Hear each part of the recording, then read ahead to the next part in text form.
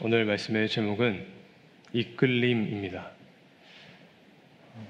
최근에 어거스틴의 고백록이라는 책을 신학교 때 한번 읽고 10년 만에 다시 한번 더 읽게 되었습니다. 그 책을 읽다가 마지막 말미쯤에 제가 어거스틴의 생애를 쭉 생각해 보면서 한 가지 질문을 페이퍼에 적었습니다. 내 인생은 그리스도인으로 시작되었는데 과연 이 삶의 끝자락은 내가 그리스도인으로 끝맺을 수 있을까?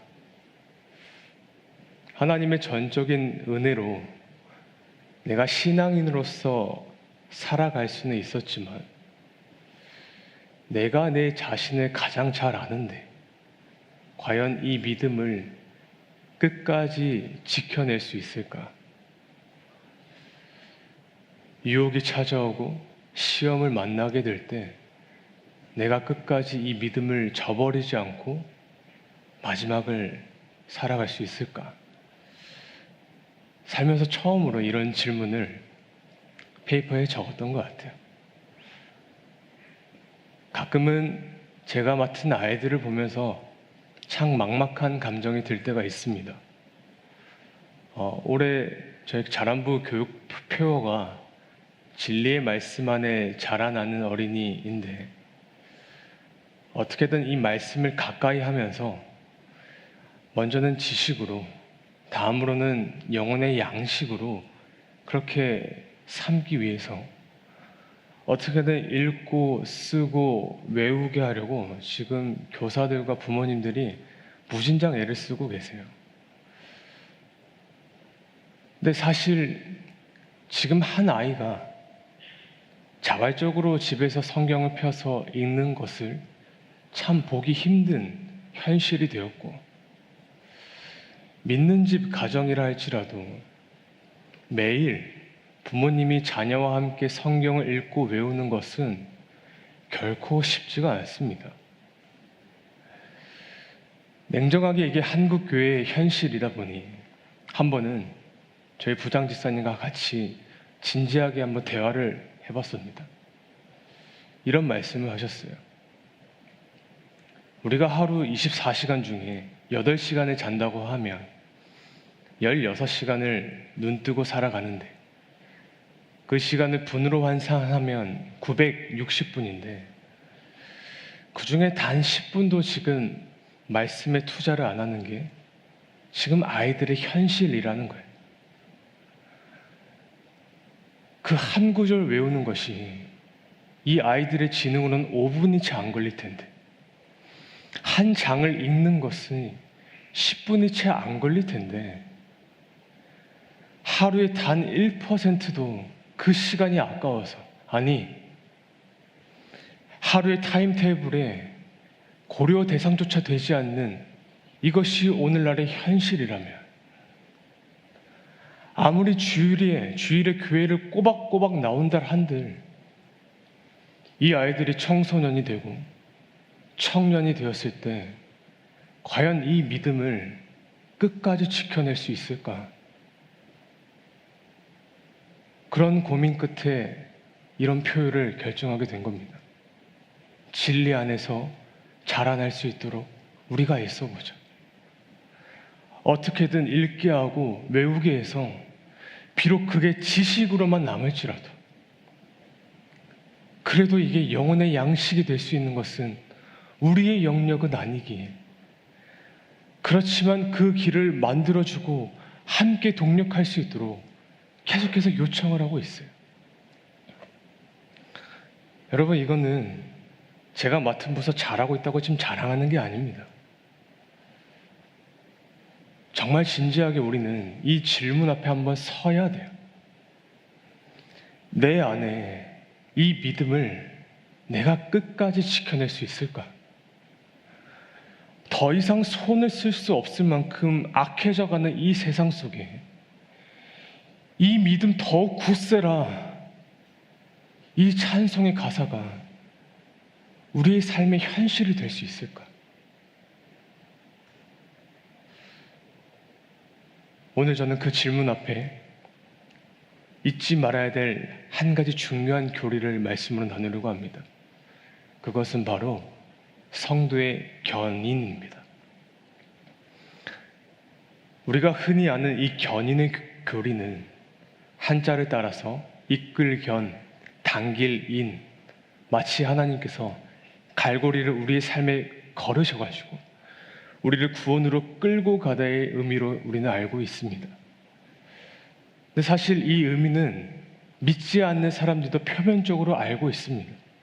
그래서 기독교를 배척하는 사람들은 이 일을 왜곡해서 이렇게 주장을 하죠. 너네 하나님이 한 번 정했으면 어떤 죄를 지어도 상관없이 구원을 시켜준다며, 이런 식으로. 한 번은 제가 시골 마을에 전도를 하고 있었는데 한 중년의 아주머니께서 교회에 대한 굉장한 큰 상처와 실망감이 크신 분이셨나 봐요. 제 면전에 대놓고 기독교라고 말하면서 뭔 짓을 해도 천국을 가는 그 종교 나는 안 믿을 거라고, 그런 말씀을 강하게 하시는 거예요. 그때 그 태도가 너무 완고해서 제가 어떤 설명도 드리지 못하고 돌아왔던 기억이 있습니다.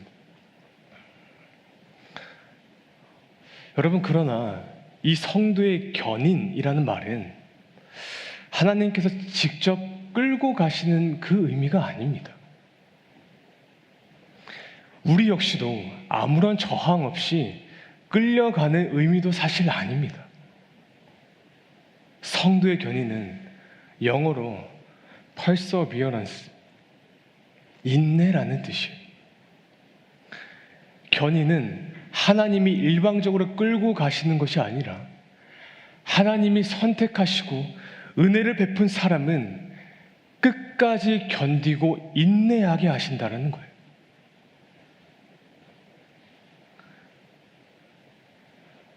우리 믿음을 위협하는 주제를 두 가지로 정했을 때 그것은 유혹과 핍박일 것입니다.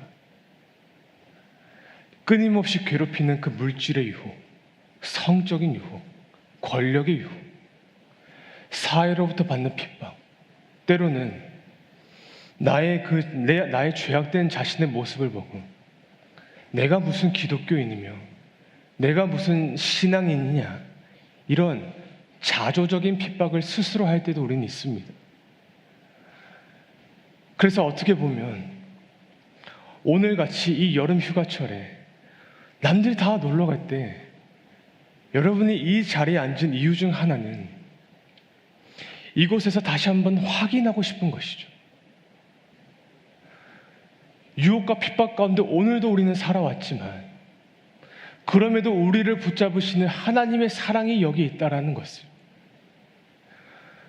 우리가 지금 다 같은 고민을 하고 있다는 것을, 그럼에도 하나님이 나를 다시 이곳에 부르셨다, 그것을 예배 때마다 우리는 확인하고 싶은 거예요. 그래서 교회는 공동체가 필요한 것이고 공예배가 그래서 중요한 것이죠. 그런데 이것이, 이 유혹과 핍박이 우리만의 문제이냐? 2000년 전 베드로가 목회를 했을 그 당시도 다르지 않았습니다.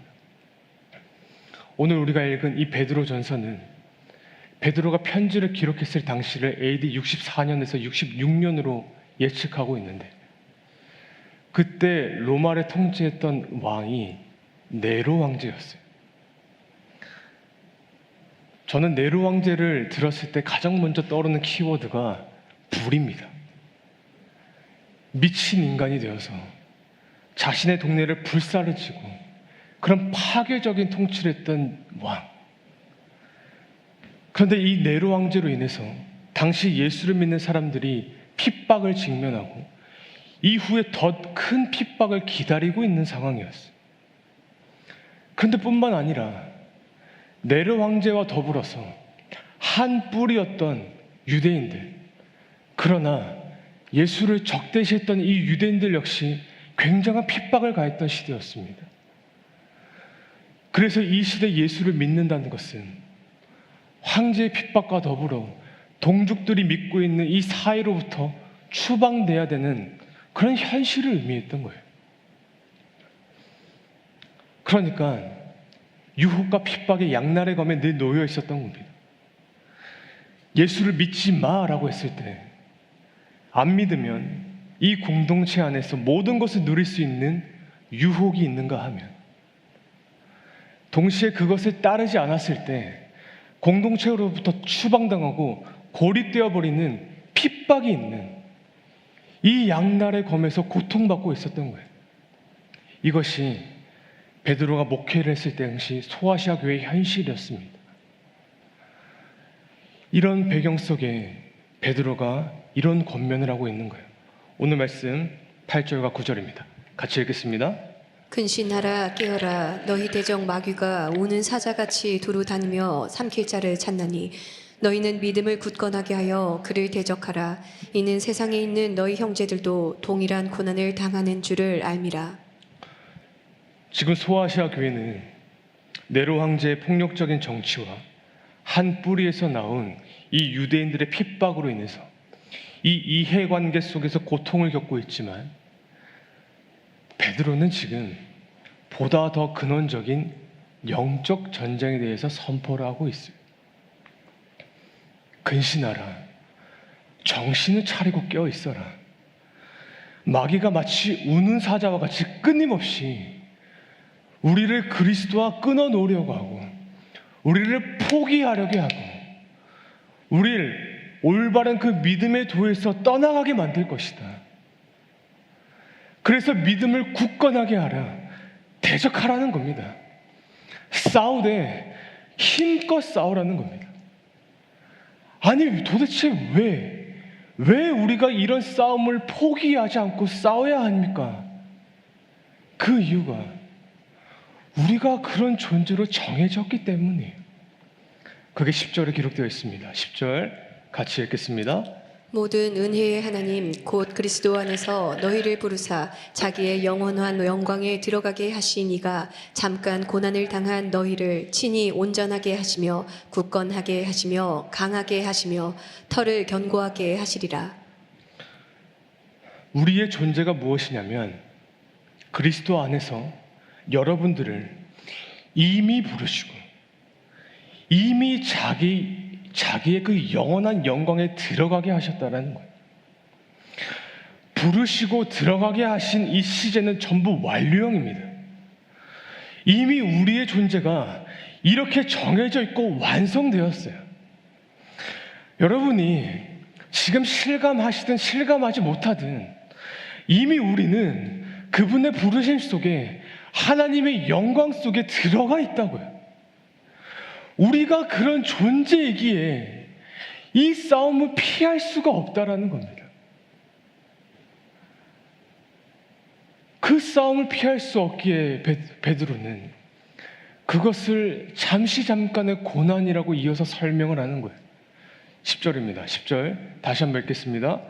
모든 은혜의 하나님 곧 그리스도 안에서 너희를 부르사 자기의 영원한 영광에 들어가게 하신 이가 잠깐 고난을 당한 너희를 잠깐 고난을 당한 너희를 너희가 고난을 지금 당하고 있다. 너희의 존재가 이러기 때문에 우리가 들어가 있는 그 영광은 영원하지만 이 땅에서 겪는 그 고난은 그 상태는 잠깐이라는 거예요. 근데 사실 이거는 성경과 괴리가 있지만 불교에서도 말하고 있는 주장이긴 해요. 인생살이가 영겁에 비하면 찰나와 같다고 불교에서는 말하죠. 제가 요즘 공자의 논어를 읽고 있는데 그 수많은 문답 속에서도 이런 내용이 있습니다. 감문사 하나이다. 공자의 제자가 감히 죽음에 대해서 여쭙겠나이다 하니 대뜸 공자가 하는 말이 왈미지생이면 인지사리요. 내가 아직 삶을 알지 못하는데 영원한 죽음에 대해서 어찌 알랴. 우리 현생은 그 영겁에 비하면 스쳐 지나가는 인생일 뿐이라는 거예요. 이렇게 표면적으로 봤을 때 잠깐의 이 고난과 그들이 말하는 내용이 같아 보여요. 인생은 잠깐이다. 그런데 여러분, 여기서 결정적인 차이점이 있습니다. 부초와 공자는 이 찰나이기에 너희가 욕심을 비워야 되며 잠깐이기에 너희가 참고 견디라 한다면, 하나님은 이렇게 말씀하셨어요. 영원한 영광에 들어가게 하신 이가 잠깐 고난을 당한 너희를, 10절 띄워주십시오, 친히 온전하게 하시며, 다시 영광에 들어가게 하신 이가 잠깐 고난을 당한 너희를 친히 온전하게 하신다. 아무리 인생의 고난이 잠깐일지라도 하나님은 그 책임을 우리로 전가하지 않으셨다라는 거예요. 친히 우리를 지켜내시기 위해 온전하게 하시겠다라는 겁니다. 굳건하게 하시며 강하게 하시며 견고하게 하시겠다고 선포하셨어요. 여러분, 이것이 성도의 견인입니다. 고난과 유혹으로부터 가득 찬 이 세상을 살아가면서 수없이 흔들리는 우리를 그저 아무런 의지와 정 없이 끌고 가시는 것이 아니라, 흔들리는 우리에게 어떻게 하든 말씀으로, 성령의 감동으로, 은혜로 온전하게 하시고 강하고 견고하게 하셔서 우리가 스스로 두 발을 딛고 서서 최후 승리의 날, 그 영광을 맞이할 수 있도록 주님께서 견인하신다는 거예요. 이 은혜의 절정에 저와 여러분이 속해 있습니다. 이 은혜의 절정에 저와 여러분이 참여하고 있다고요. 이 모든 과정 속에 나의 노력과 공로가 어디에 있습니까? 오직 하나님만이 하시고 하나님만이 마치시는 거예요. 때로는 내 노력과 투쟁으로 뭔가 이룰 때가 분명히 있죠. 여러분은 지금 제가 하는 말을 들으시면서 제 말이 한국말로 들리시잖아요. 그러니까 비록 제 말 단어 하나하나, 이 워딩 하나를 전부 다 이해하시지 못하지만 그래도 제가 한국말을 하는 걸로는 듣고 계시잖아요, 지금. 그렇죠? 근데 제가 이걸 왜 말씀드리냐면, 사실 저는 청소년 시절만 하더라도 내가 말하는 직업을 못 가질 거라고 생각을 했습니다. 믿으실지 모르겠지만 저는 굉장히 말을 잘 못했던 사람이었고 굉장히 어눌하고 불명확했으며 목소리가 굉장히 작았던 사람이었어요. 6살, 7살쯤에 목 안에 편도선이 계속해서 붓기 시작하는 거예요. 한겨울은 물론이고 한여름에도 편도가 부으니까 늘 고열과 오한에 시달리면서 살았어요. 그러니까 한 달에 한 번을 이렇게 반복해서 하니까 아무리 목에 좋은 걸 먹어도 낫지를 않는 거예요. 그래서 결국에 7살에 편도선을 잘라내는 수술을 하게 되었습니다. 지금은 의술이 발달되어서 배다른 부작용이 없지만 당시만 하더라도 의사 선생님이 지금 편도선을 자르면 말이 어눌해질 수 있더라고. 근데 너무 힘들고 고통스러우니까 결국 수술해서 잘라냈어요. 근데 한 가지 더는 12살부터 19살까지 7년 동안 제가 교정을 했어요. 지금은 교정을 한지 안 한지 모를 정도로 굉장히 자연스럽게 그렇게 하고 있는데, 그때는 이제 막 들어온 초입이라 이빨이 다 쇳덩이였습니다. 사춘기 한창 외모에 관심 있을 나이잖아요. 입안에 전체 다 보철로 가득 차 있으니까 웃을 수가 없는 거예요. 어떻게 하다 보니까 입을 벌리고 웃게 되면 내 입으로 빛이 반사가 되고 친구들은 사이에 있는 음식 찌꺼기 갖고 놀리고, 그 7년 동안 자연스럽게 저는 말을 하지 않게 되고 웃질 않게 되고 그렇게 얼굴이 굳어져 갔어요. 그러니까 저는 타고나기로 말이 굉장히 어눌하고 대화를 하면 상대방으로 하여금 무슨 말인지 늘 인상을 쓰게 만드는 그런 사람이었다.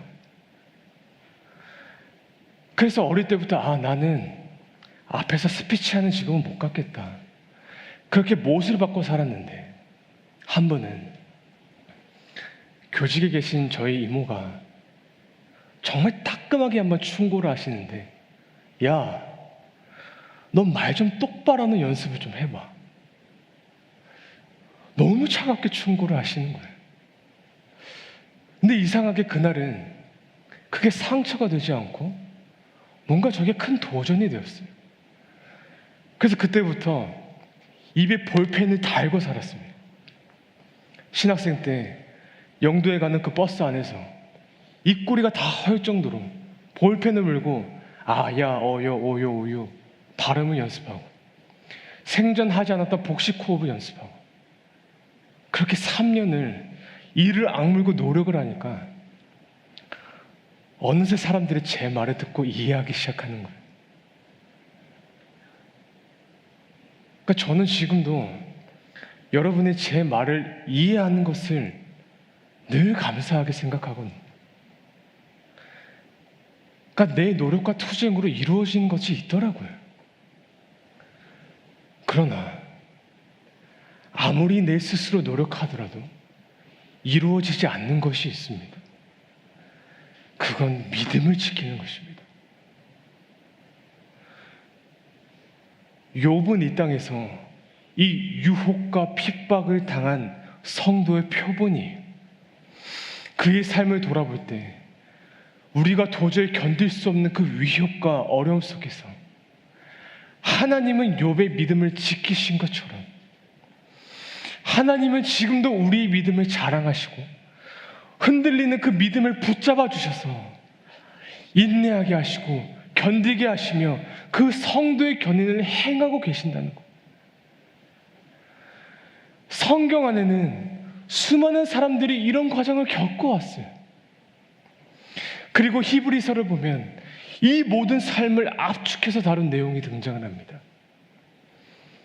히브리서 기자가 가장 먼저 믿음의 사람을 이렇게 정의하고 있습니다. 히브리서 11장 33절 34절입니다. 같이 읽겠습니다. 그들은 믿음으로 나라들을 이기기도 하며 의를 행하기도 하며 약속을 받기도 하며 사자들의 입을 막기도 하며 불의 세력을 멸하기도 하며 칼날을 피하기도 하며 연약한 가운데서 강하게 되기도 하며 전쟁에 용감하게 되어 이방 사람들의 진을 물리치기도 하며. 믿음의 길을 걸어간 사람은 마치 한 나라를 구한 영웅이 되기도 하고 삼손처럼 사자의 입을 막고 다윗과 같이 연약한 가운데서 강하게 되는 그 승리의 면모를 가지게 되죠. 그러나 또한 어떤 경우에는 이와 반대의 면모를 보여주기도 합니다. 이어서 36절에서 38절입니다. 같이 읽겠습니다. 또 어떤 이들은 조롱과 채찍질뿐 아니라 결박과 옥에 갇히는 시련도 받았으며 돌로 치는 것과 톱으로 켜는 것과 시험과 칼로 죽임을 당하고 양과 염소의 가죽을 입고 유리하여 궁핍과 환난과 학대를 받았으니 이런 사람은 세상에 감당하지 못하느니라. 그들이 광야와 산과 동굴과 토굴에 유리하였느니라. 이것 또한 믿음의 이야기라는 거예요. 믿음은 언제나 승리와 세상으로부터 박수갈채를 받는 그것으로만 인도되는 것이 아니라 때로는 고난과 핍박으로 인도하는 것이 또한 믿음의 인생이라는 거예요. 여러분, 저는 도저히 예수 믿으면 복받아 잘 살게 된다는 이 말을 문자 그대로 받아낼 수가 없습니다. 복음은 값싼 자본주의 이론의 결단코 아닙니다.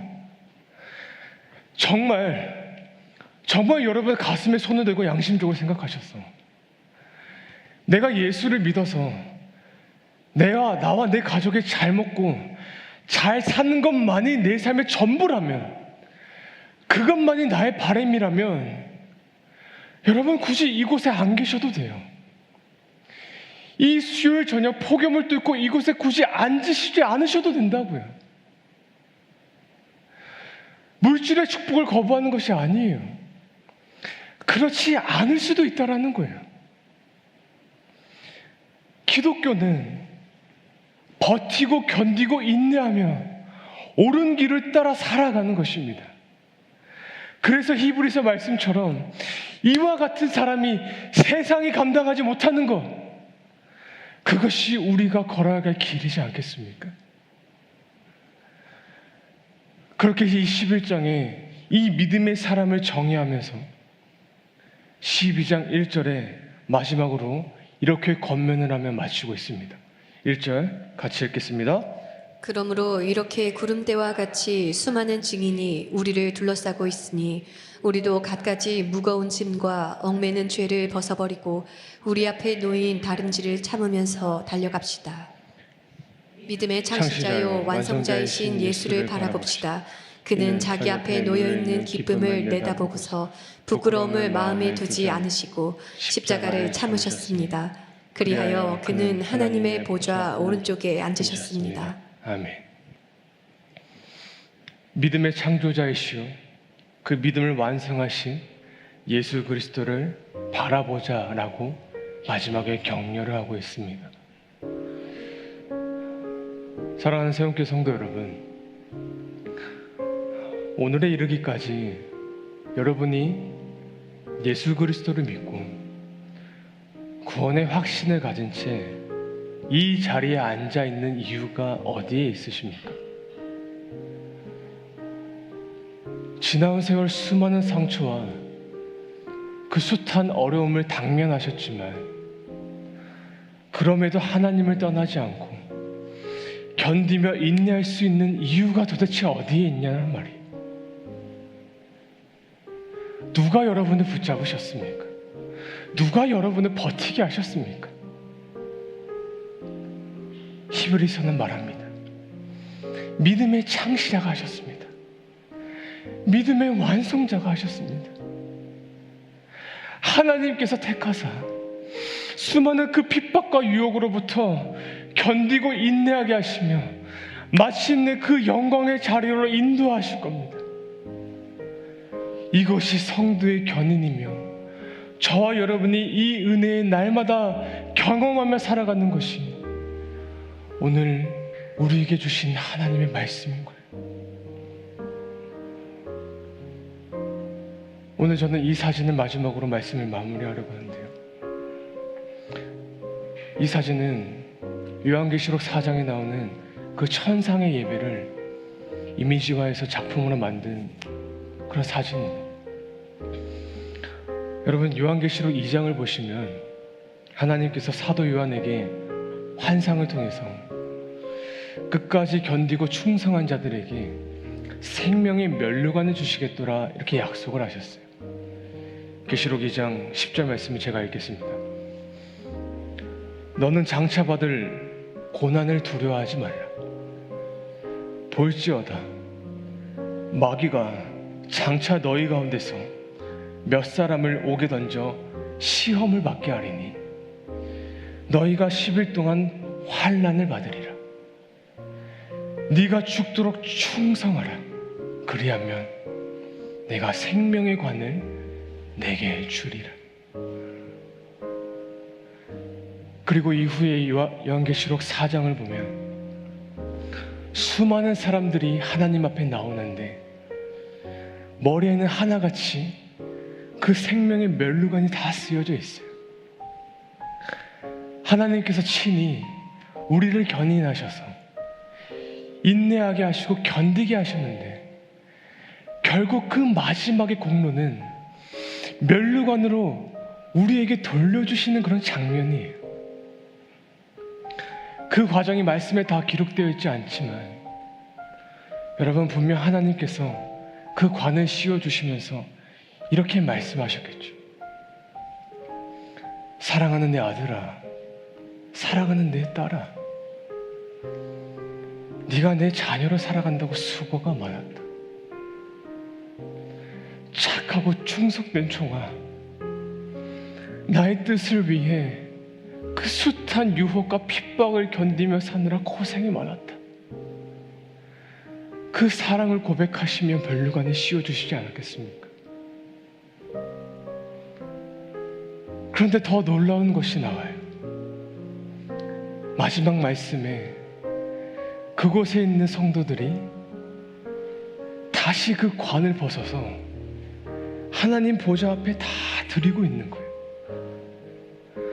그러면서 이렇게 고백하는 것이죠. 우리 주 하나님이여, 영광과 존귀와 권능을 받으실 이는 오직 하나님뿐이십니다. 모두가 그 면류관을 다 내리면서 하나님, 우리의 공로가 아닙니다. 내 믿음을 붙드시고 견디게 하시며 그 영광의 길을 걸어가게 하신 이는 내가 아니라 하나님이십니다. 내 삶을 견인하신 그 아버지께 내가 영광을 돌려드립니다. 구원하심이 보좌 위에 앉으신 우리 하나님과 그 어린 양께 있습니다. 찬양을 통해 모두가 영광을 돌려드리고 있는 겁니다. 여러분, 저는 이것이 저와 여러분의 삶의 마지막이 될 수 있기를 간절히 소망합니다. 내 인생을 그리스도인으로 시작했는데 과연 내 삶의 끝자락은 그리스도인으로 맺을 수 있을까? 아니요. 나에게는 그럴 만한 능력이 조금도 없습니다. 그러나 변함없는 한 가지 사실은 우리의 구원은 하나님께서 시작하시고 하나님께서 마치신다는 사실입니다. 우리가 오늘 첫 찬양에 이렇게 고백을 했습니다. 주어진 내 삶이 작게만 보여도 선하신 주 나를 이끄심을 보내 중심을 보시는 그 주님만 내가 따르네. 날 택하신 그 주님만 의지해. 보이는 상황에 내가 무너질지라도 예수 능력이 나를 붙드네. 보이지 않아도 나 주님만 따르네. 내 평생 주님만을 노래하네. 그분의 우리의 삶의 그 믿음의 여정을 끝까지 견디고 인내하실 것이며 오늘 여러분이 기도하는 그 영혼 역시도 하나님이 동일하게 지키시고 견인하며 나아가실 것입니다. 우리가 이 믿음을 가지고 날마다 이 견인의 은혜를 경험하며 살아갈 수 있기를 우리 주님의 이름으로 간절히 축원합니다.